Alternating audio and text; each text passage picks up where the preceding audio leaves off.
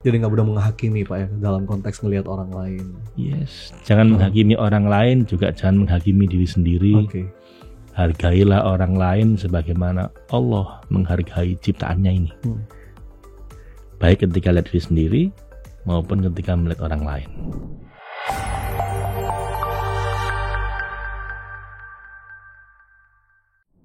Bismillahirrahmanirrahim. Assalamualaikum warahmatullahi wabarakatuh.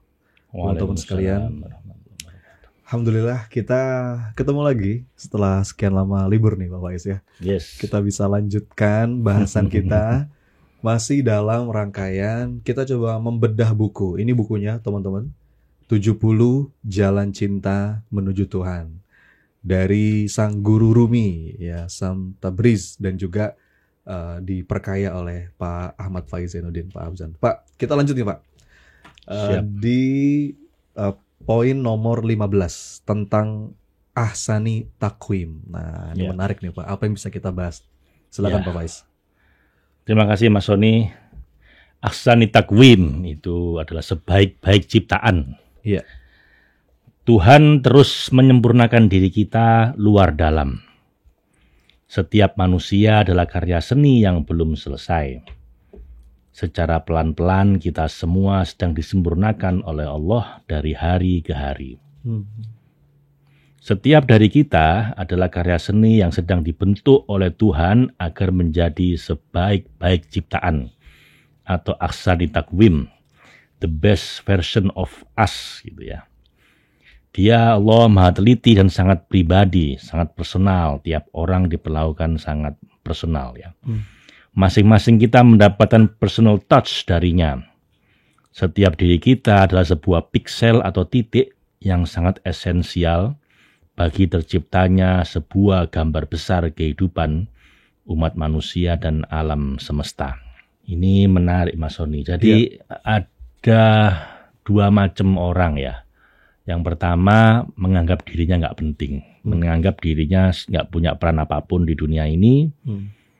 Sehingga dia meremehkan hidupnya, sehingga sembarangan ketika dia menjalani hidup. Lah ini kekeliruan yang pertama. Jenis orang kedua sebaliknya, menganggap dirinya sangat penting, orang lain nggak penting gitu. Oke. Iya. Nah ini dua-duanya keliru. Yang benar ya kita semua ini penting. Kita semua ini seperti piksel. Piksel itu kan kecil ya, satu titik. Tapi kalau ada yang mati, itu TV jadi kurang nyaman dilihat gitu, Mas. Iya. Makanya kita harus menyadari bahwa kita memang piksel. Kita cuma satu titik di antara mungkin 1 juta piksel dalam satu gambar itu. Tapi kita harus menjalankan peran kita. Sebagaimana kita penting, orang lain pun juga penting. Karena kalau cuma yang bersinar cuman kita, yang orang lain itu mati pikselnya, itu juga mengganggu keseluruhan. Makanya kita harus shining, harus bersinar sesuai dengan peran kita. Dan membantu orang lain juga bersinar. Kalau ngomongin ahsani takwim nih Pak, saya tuh inget cerita Pak Faiz dulu di Training Safe tentang biola yang berdebu, yang teronggok di pojok ruangan. Banyak orang yang kayak gitu mungkin Pak ya, yang dia merasa aku mah apa atuh gitu. Padahal Allah sudah ciptain kita dengan sebaik-baik bentuk. Gimana tuh Pak? Itu terngiang-ngiang terus kisah itu. Ya itu kan sebuah cerita ya, bahwa ada sebuah acara dilelang, di balai lelang. Kemudian semua barang laku mahal, sampai akhirnya tinggal satu barang dijual murah. Karena dianggap nggak ada dalam daftar gitu ya. Bentuknya juga sebuah biola tua, teronggok di pojok ruangan, berdebu, kendor semua, nggak jelas siapa pemiliknya.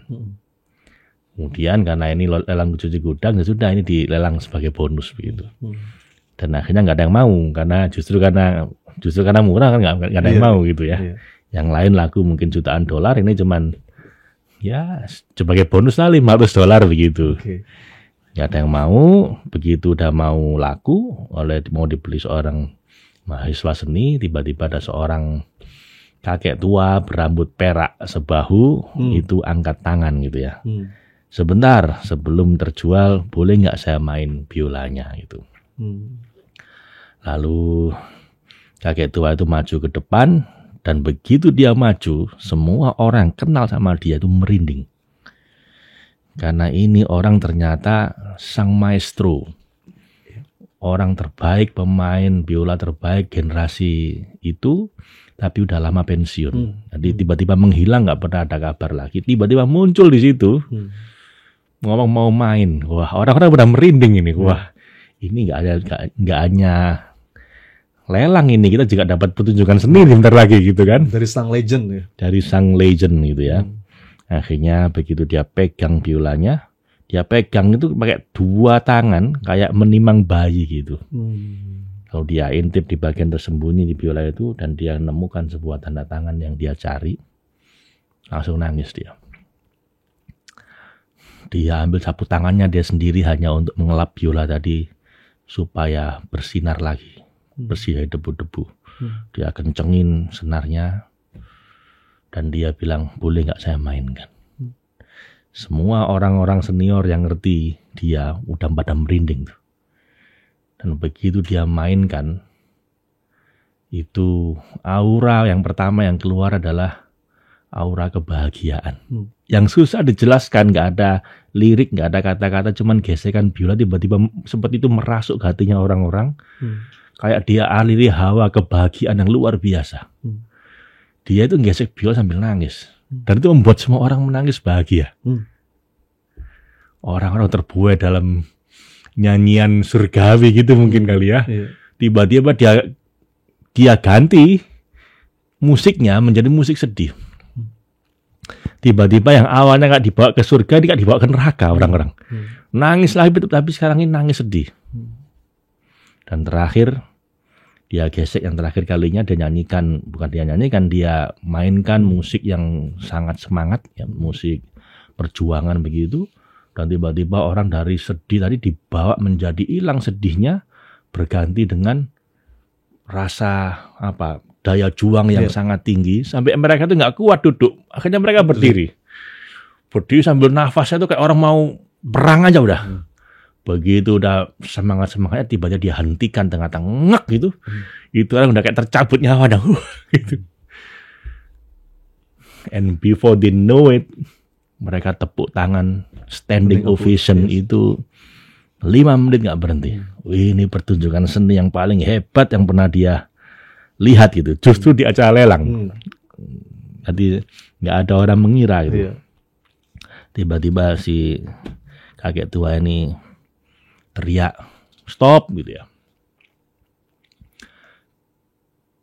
Teman-teman yang kenal saya, Anda perlu tahu ini bukan tanda bahwa saya akan comeback. Ini bukan karena saya ingin kembali lagi menjadi pemain lagi. Karena sudah pensiun ya. Udah pensiun, udah 10 tahun terakhir dia nggak main.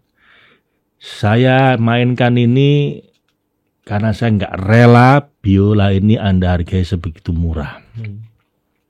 Anda tahu ini karya siapa? Gara-gara biola ini hilang, inilah yang bikin saya patah hati, akhirnya saya nggak mau main lagi. Karena ini adalah karya terakhir guru saya. Dengan biola inilah dulu saya latihan. Dan dengan biola inilah saya akhirnya Anda kenal sebagai sang maestro itu. Dan begitu ini hilang seperti hilang separuh nyawa saya. Dan sekarang dia ketemu, saya menggendong seperti menggendong bayi ini. Dan saya nggak rela harga dengan begitu murah. Saya sendiri pun kayaknya nggak kuat untuk beli ini. Silakan dilelang lagi. Setelah itu? Dan setelah itu yang awalnya $500 langsung keluar rombongan $5,000. Di pembukaan pertama udah langsung 10 kali lipat. Dan nggak butuh banyak waktu langsung $50,000. Karena orang tahu value-nya itu nggak sembarangan. Sampai akhirnya itu laku $500,000. Dan begitu laku 1000 kali lipat dari awalnya tadi, orang-orang tepuk tangan lagi. Dan mereka pulang dengan geleng-geleng kepala, kok bisa kita dapat pertunjukan lelang yang paling dramatis. Barang yang udah hampir laku 15 menit yang lalu, hanya gara-gara gesekan 3 lagu dari sang kakek tua tadi itu, entah siapa dia, yang nggak ngerti bilang itu, tiba-tiba laku 1000 kali lipat. Dan yang kedua, mereka dapat pertunjukan seni yang paling top yang pernah mereka dengar sepanjang hidup mereka gitu ya. Dan itu relate Pak ya dengan bahasan ini Pak ya. Banyak orang yang merasa dirinya nggak berharga gitu Pak ya. Dan dia melupakan value tadi. Atau gimana Pak? Ya, jadi banyak orang terutama ketika sedang terpuruk, ketika kehidupan sedang memukul dia jatuh, itu anggap dirinya kayak orang nggak bermanfaat. Kayak biola tua tadi teronggok di pojok ruangan, berdebu, kendor semua potensi-potensinya, dan akhirnya ditawarkan pun nggak ada yang mau. Nggak ada pekerjaan, nggak ada yang mau ngasih pekerjaan. Kenapa? Karena dia sendiri melihat dirinya nggak layak.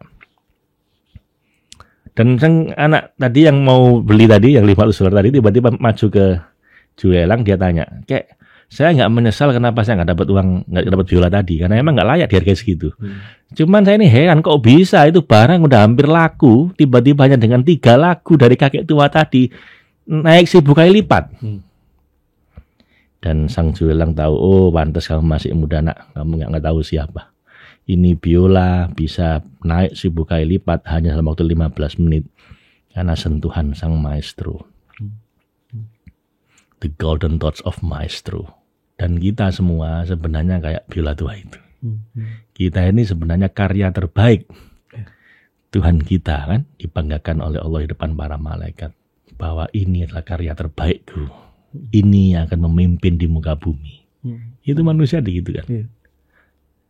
Tapi kebanyakan dari kita mengecewakan Allah.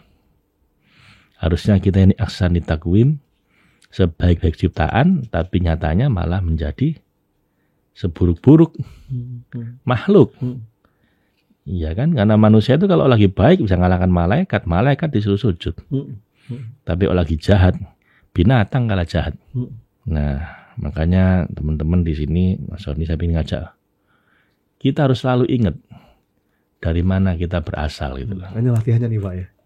Jadi bagaimana latihannya nih Pak?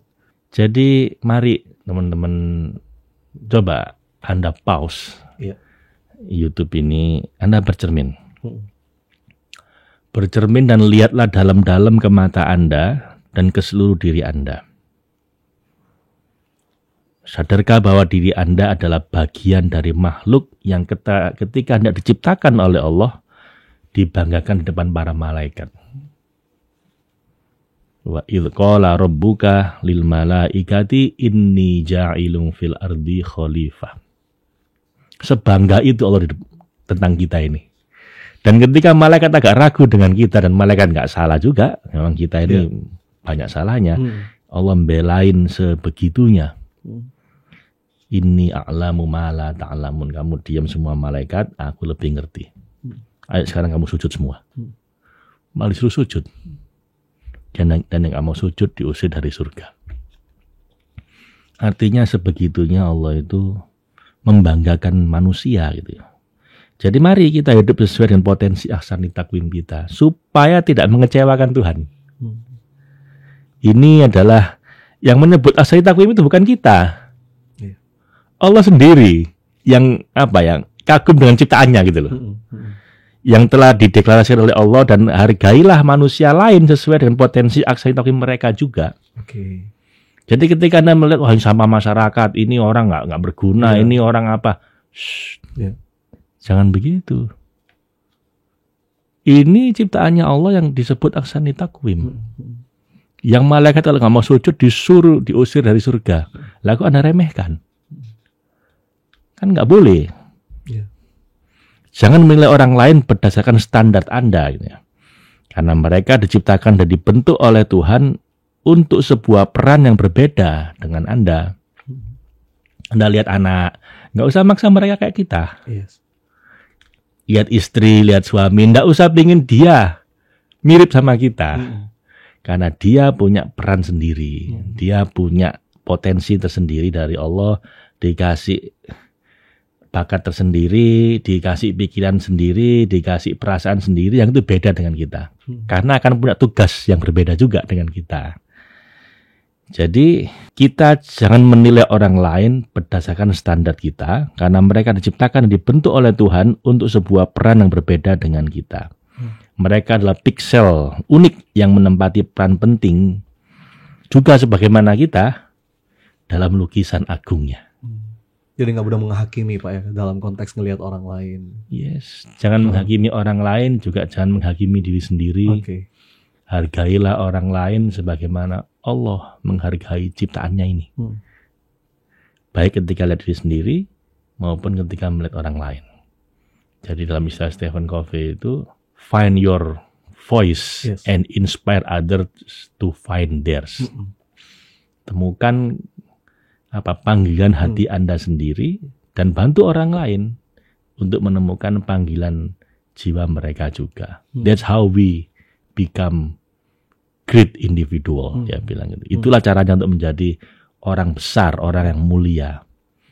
Greatness ya, from effectiveness to greatness, kata beliau begitu. Itu Mas Sony. Masya Allah. Terima kasih Pak Faiz.